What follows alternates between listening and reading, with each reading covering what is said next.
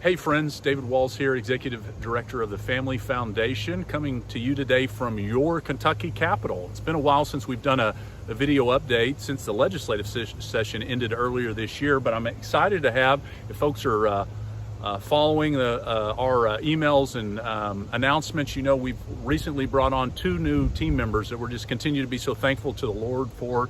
Nick Spencer, who's our new Director of Policy, and Jesse Green, who's our Legal and Policy Advisor. And we've been up at the Capitol some this week because interim hearings are going on. So just to remind folks, during the interim, when the legislature's not in session, a lot of times they will have hearings and talk about important issues that they're gathering information on for the upcoming legislative session. And boy, did we have an interesting interim hearing, an interim joint education hearing yesterday at the Kentucky Capitol that got a lot of attention, a lot of news, dealing with Fayette County Public Schools new policy and construction of schools that is removing some male and female bathrooms, really based on a gender ideology that's just very concerning. And so I'm so thankful. Representative Matt Lockett, who does Jessamine County and has a portion of Fayette County, he was given an opportunity in the education hearing to lay out all the concerns about this new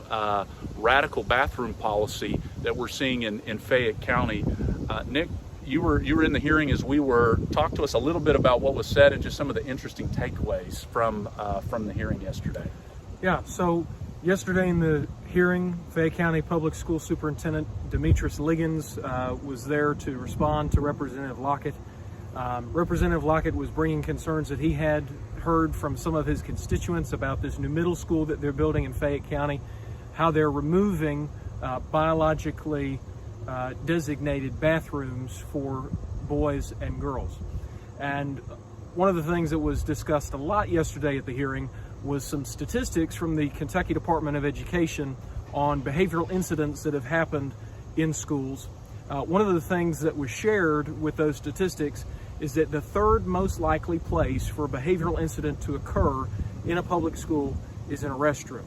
Now, Fayette County is of the mind that taking away the biological distinctions in these restrooms, changing the stalls to be floor-to-ceiling doors and walls, will somehow help with these behavioral incidents. But I'm not quite sure how they get there. One of the comments that was made by the superintendent was that opening these restrooms to the hallway, and that's one of the things that you see in the renderings that are available, opening these restrooms to the hallway, in the superintendent's mind, will decrease the amount of behavioral incidents because it increases supervision of these bathrooms. But the statistics, again, from the Kentucky Department of Education just don't bear that out. The most common place for behavioral incidents to take place is in the classroom. Obviously, you have constant supervision in classrooms. So if that's the case that Fayette County is trying to make, it falls flat. Also, we know just from common sense that there are biological distinctions between boys and girls, and they have different needs when it comes to restroom facilities, especially when you get to the ages of middle school and high school. And in these renderings that Fayette County has provided, they have quite obviously removed these biological distinctions in restrooms. It's going to decrease safety of children. It's going to increase the possibility for behavioral incidents. And not only is Representative Lockett very much against it, we at the Family Foundation are very much against it as well. So if you live in Fayette County, we encourage you to join us in reaching out to the Fayette County Public School Board. Let them know your concerns so that they can take action. The democratic process only works when you get involved, and so we ask you to join us in that effort. Now, obviously, this is something that also relates to a very important thing going on right now in Kentucky, and that is the fight over Amendment 2. And Jesse, I know that you have been doing a lot of work in our efforts on Amendment 2. So why don't you share a little bit with us about what you've been doing?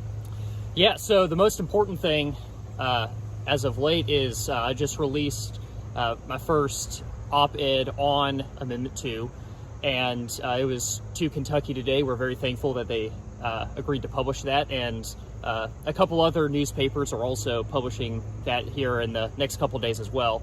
And it lays out the case for why Amendment 2, which is going to be on our November ballot this November, why Amendment 2 is pro-family and why it is pro-student.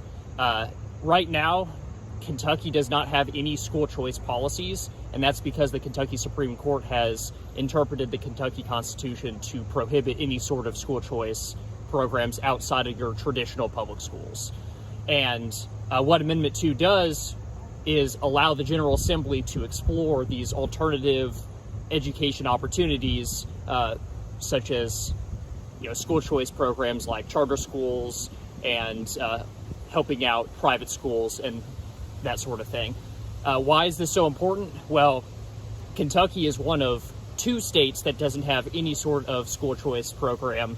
And when you look at the states that surround Kentucky, every single one of them, from deep red Tennessee to deep blue Illinois, has some sort of alternative options for parents to explore. And when you see things like what's going on in Fayette County, it especially shows the need for parents to have alternative options to explore for their kids' education and for their families. And so we are encouraging people to vote yes on Amendment 2.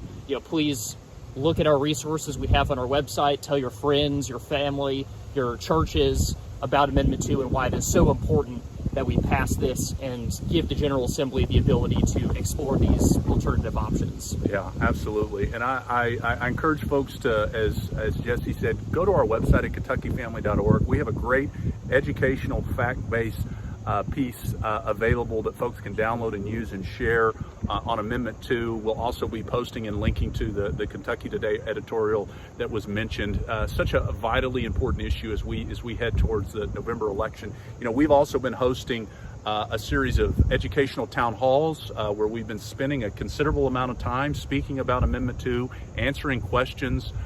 We've got our next one upcoming is in Somerset on September 12th. We have one in October in Northern Kentucky later. And then we also have our Kentucky Family Forum, our big annual gathering on biblical worldview and Christian public policy that's on Saturday, October 12th in Lexington. And one of our panels and breakouts will be on Amendment 2. So I encourage folks to get equipped on that. And then again, just as Nick said, if you visit our website, if you live in Fayette County, now is a really important time to take action, to speak into this really ridiculous policy that the school has adopted. The buildings that they're building, right now there's a school being built with those bathroom designs. It's clear that radical gender ideology is driving this, not any concern for the privacy and safety of students.